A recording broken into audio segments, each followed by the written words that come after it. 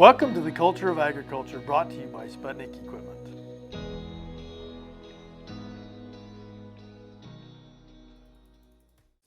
We'll have you introduce yourself. We'll go around real quick, and then we'll just start with that topic. And then I think from there it'll actually flow pretty easy. Because if there's one thing that every farmer I know likes to complain about, it's water. Yeah.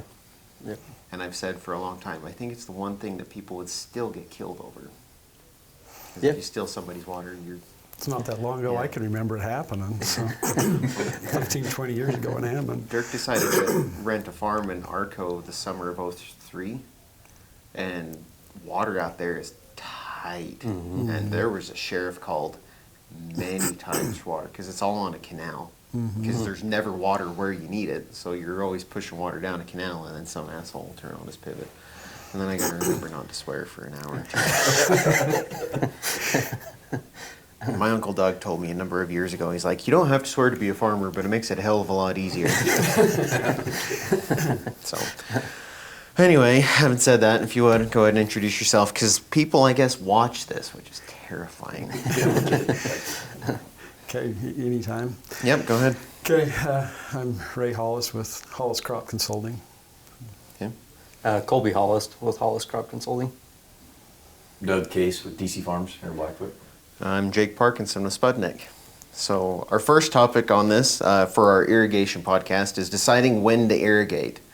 So... how do you decide when to irrigate? Is it when the neighbors turn their stuff on?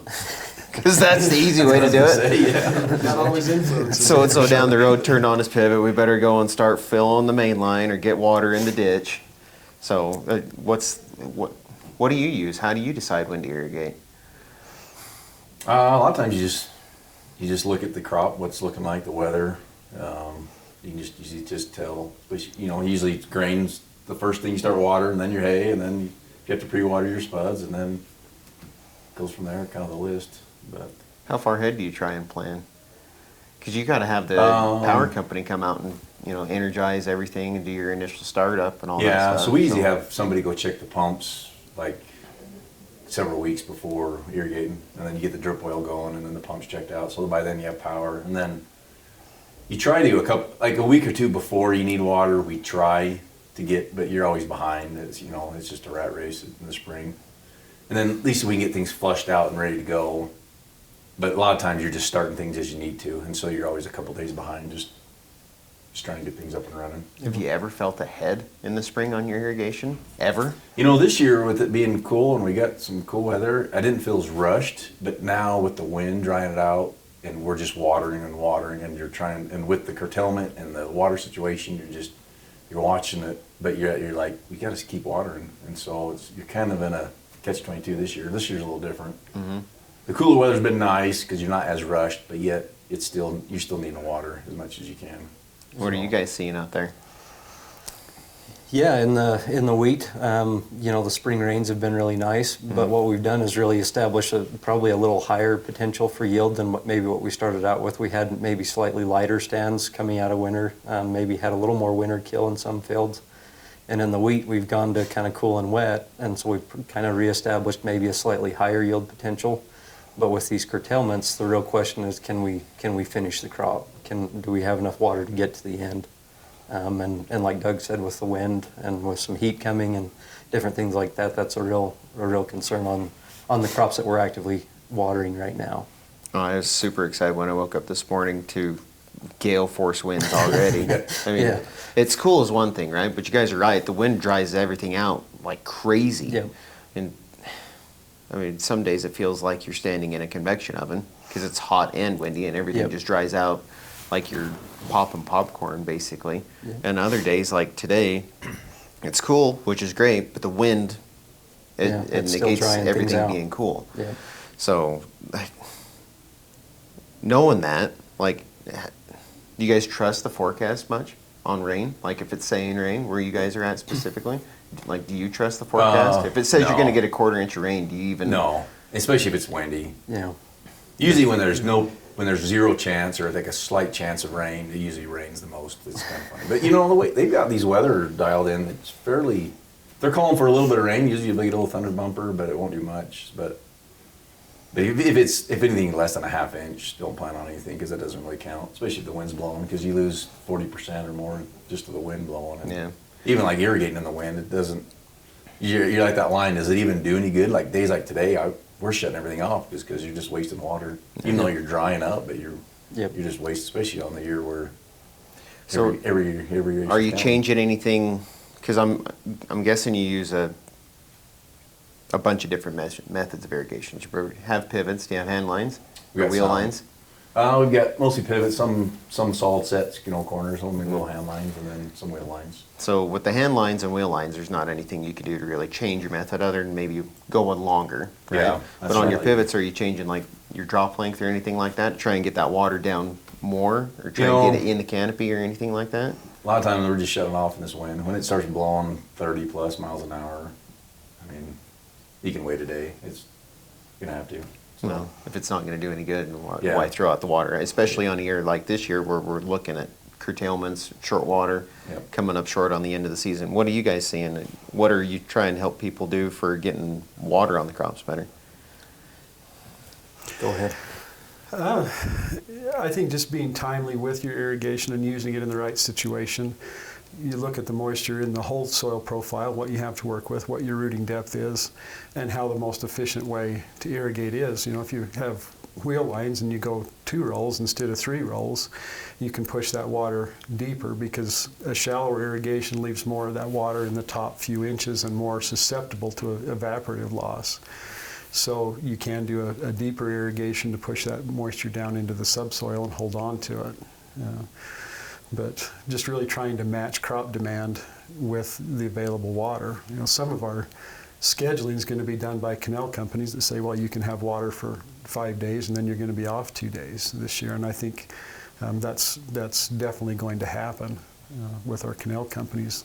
Natural flow may run out here before too long, 1st of June, and then we'll be on to storage water much earlier than we typically are. So, Yeah, because June 1st is just around the corner. Like, it might as well be June. Like, as far as my world's concerned, I'm halfway through June already, it feels like. Yeah. And I know that's how farming works by and large. It's just you have to plan so far ahead that if you're not thinking weeks ahead, you can be kind of toast.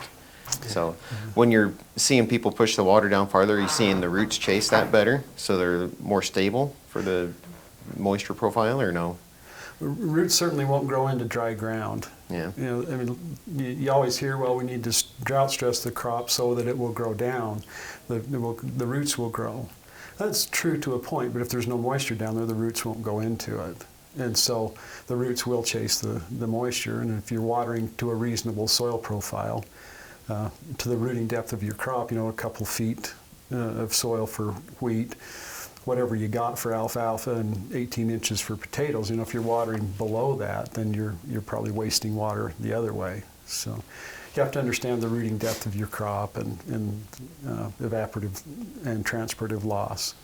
You guys have any tools or anything like that to help farmers be able to tell how much water they've actually thrown on, other than trusting the pivot to be right and with the wind and everything? I think the biggest tried and true method is still the rain gauge. You know, for at least getting established on what your actual output is. There are definitely some new monitors and things that you can use and put out in your field. And we personally are not using very many of those. We're looking at some new technology that's coming out. But we're all about consistency, being in your field multiple times a week and making sure that we're seeing a regular, consistent pattern in the field. Have you tried using any of those sensors in your fields? We've got. How do you feel about them? We like the ones we've got because they've got a rain gauge on them. Mm-hmm. And they keep track of temperature and they keep track of the soil moisture monitor. I mean, nothing beats a shovel out in the field, but they're a good tool to use. I mean, Have you seen them be? Are they accurate or are they consistent? You know, like, so are they accurate to the point where they match that rain gauge perfectly, or are they just consistent enough that you can use them as a tool? I think they're just consistent enough. I don't think you can. You can't. Everything's perfect because if the wind blows or if a bird sits on there and Yeah, does that's its thing true. in there, like things like that happen. So you have to just keep your eye on it, but just try to be consistent with that. Well, we tried a couple when I was farming too, and that's what I noticed. It was consistent. It's not that I could plan how to irrigate with it, but but I could see how what I was doing was affecting the soil, like the water profile in the dirt. Yeah. So it was nice, a bit of a pain at the same time because there's another thing to check. Like, Yeah. Yeah. like you said, a shovel in the field is the best way to go, right? So you try and be in every field every day. That takes a ton of time. If you're adding something on top of that, checking sensors and trying to make sure all the telemetry is always working, because cell phone service is so incredible, right? Like, I think the it makes real it tricky. one of the drawbacks with the sensors is they're not, at this point, not very many of them are predictive, like you said. So you can't really schedule or know what that crop's going to need a week from today. And so that's a lot of what we're paid for, is to try and help predict what's going to happen, or you know, put ourselves in the best situation to be able to handle what may be coming down the road. Have you seen anything on those sensors to where they will get to the point where they're widely used because of how accurate they are? We're working with one with Meter Group, and I think they're getting pretty predictive. They're doing better. They're a high-end weather station, and they take some management. But once they're installed and working, we worked with one last year, and it did a pretty darn good job. And I know some other farms had some that actually would calculate ET or predict ET, and they were pretty darn accurate. What's ET? Evapotranspiration, so the evaporative loss from just normal heat evaporation, and transpirative loss, what the plant uses. Okay.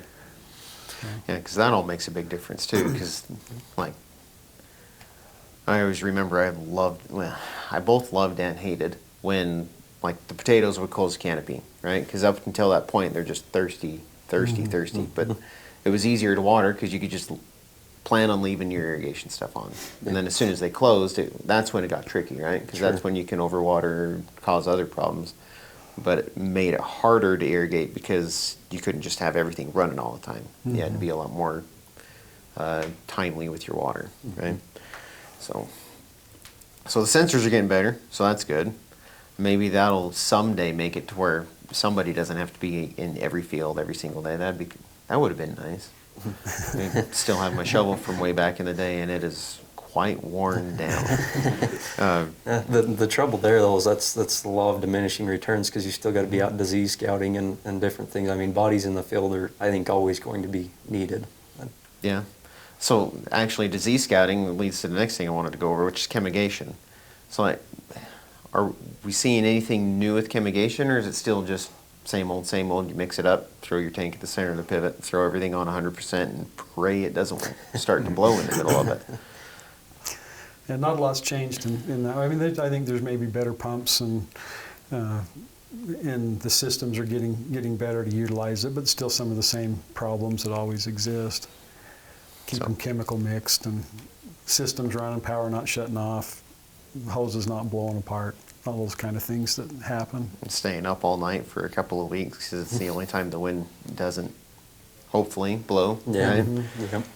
So that was, I don't think I'll ever forget chemigating from when I was farming, because it's such a high dollar thing to do, right? Because you've got thousands of dollars mixed up in a tank sitting at your irrigation point, and you're injecting it, hoping that a nozzle doesn't plug, so you don't have a nice weedy ring around your pivot or whatever, Yep. So, what do you think of chemigation? Do you do that a lot, or are you doing more just top dressing? We do some chemigation. We do a lot of spraying stuff with our sprayer, with the cultivator sprayer. Which do you prefer? I like spraying it because then you don't have to worry so much about chemigate, and you just water it in, and it works good. We've had good luck with it. But we got neighbors that love the chemigate. It's just everybody's little preference and stuff. And then throughout the season, if you're either doing a chemigation or a insecticide or something, it's just the same kind of principle. You're just trying to keep an eye on injecting it. So I think it's easier in the spring, in my opinion, to spray it than water it, just because that wind for that reason. But Spring's always super windy in Idaho. yeah. But everybody's got their own preference. If you like one way or the other, I think at the end of the day, it's sixes. As long as it's consistent, Yeah. that's all it really needs to be. Yeah. Yep. So, what are you seeing through the middle of the season? You doing more chemigation towards the middle? You're using an airplane, or And, well, and you guys can know that too. It depends. Yeah, it really depends on the situation. A lot of times depends on the product that you're applying to, and a lot of times it depends on where our soil moisture is at. Because there's times of the year where you can't afford that 24 hours off to chemigate or that 12 hours off to chemigate. You just got to push. And then there's other times where certain products work much better as a chemigation product. And so you have to be selective, I think, with what your application strategy is. Is there, I guess, different areas that have different demands, obviously. So Sure. if you can afford to have the water off, that makes it a lot easier to fly with a plane. But are you seeing any trends one way or the other? Are people moving more towards chemigation because of the cost of aviation fuel? Or are you seeing more people move towards fuel because they can't afford to have the water off? Maybe not so much the cost of the application. I mean, that's definitely something to consider, but planes just are less and less willing to fly in residential areas. And those residential areas are really, really tough to get into. Nobody in the residential areas really likes a plane to be buzzing over their house at 6 o'clock in the morning and flying pesticide. And that's the reality of the world that we live in today. And so farmers are adapting and having to use different methods just because of that. If you're in a large area like where you grew up, where you're more rural, then there's definitely planes in the air every day, and it's utilized more, but it's definitely location specific. Of course, on the Fort Hall Reservation, we can't fly with either chemigation or ground rig, and so a lot goes on through chemigation there, but also a lot goes on through ground rig. Both have pros and cons, but anyway, so we're limited there. Are you seeing a ground rig be used more for crops besides potatoes, where you don't have to worry about the canopy so much? So, I know one thing that I messed with while I was farming was doing tram lines in our grain crops. So we could use a ground rig more frequently, but then you still run into it's wet on one side of the pivot and it's not on the other side. So you can spray part of it, but you can't spray the rest of it because you'd leave ruts instead of just tram lines. Right. So, you seen anybody move that way, or is it still just staying pretty consistent? Yeah, in the grain crops, a lot of these products were down to get your fungicide, your herbicide on, and if you're throwing in a plant growth regulator, you can almost get it all done in one pass, and that's nice. And unfortunately, you still do have the tracks to contend with, but we do have more growers utilizing their own sprayers and using it across multiple crops. If they have sugar beets in the rotation with Roundup Ready sugar beets, that's really handy to have your own application equipment to be able to take care of that application as well. So, with the way that the water outlook for the year is, because it's looking real tight, in to understate it a little bit. What do you think we're going to have to see for drainage control or erosion control? Think it's still going to be a big problem, or do you think it's going to be a bit easier this year because things are just going to be a little drier overall? It's a good question, and I'm assuming that what you're talking is about runoff in more sloped fields. Yep. One of the challenges too, when you're watering steady and that water's infiltrating at a fairly consistent rate, it moves into the ground almost better. When you start stopping and starting, you can build crust layers and things that actually make your runoff worse. Yep. So it could be a bigger problem. Of course, we're always in steep fields, especially in most fields, use a dam or diker in the potatoes to control erosion, and more people are using them in small grains on steeper fields to help minimize erosion or water loss that way. That's one thing I always had to contend with because it was always really rolling fields. I couldn't use a normal just prop diker because the dikes wash out too easy because the dikes weren't deep enough or big enough or heavy enough. So when I came down and saw where everybody was farming flatter and they could just use the prop diker, I always got really jealous because it'd be so much easier than what I had to run. So are you seeing any changes made? Are you making any changes to try and hold on to water better?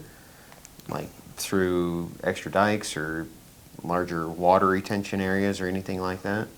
I would say I've had personally more calls this spring about what can we do to be better about dam or diking, I guess. What do we need to run some water after we've diked to hold those dikes in place a little bit better? Or do we need to slow down with our dam or dike, or do we need to speed up? A number of different things. So right now I think growers just in general are trying to be more conscious of of setting those dikes, doing what we can to keep the moisture in place.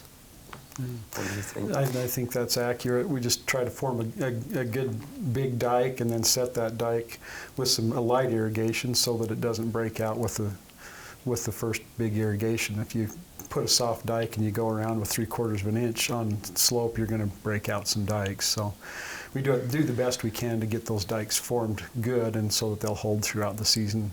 Once we get canopy and it disperses that irrigation water a little bit more, it's easier to hold it, but you have to do all you can to keep that dike in place until that point. Until that point. So you're saying that you're recommending people go in and put on a touch water to just try and firm that dirt up a little bit, so that when they actually need to really put water down to the roots, that nothing's blowing out. Yep.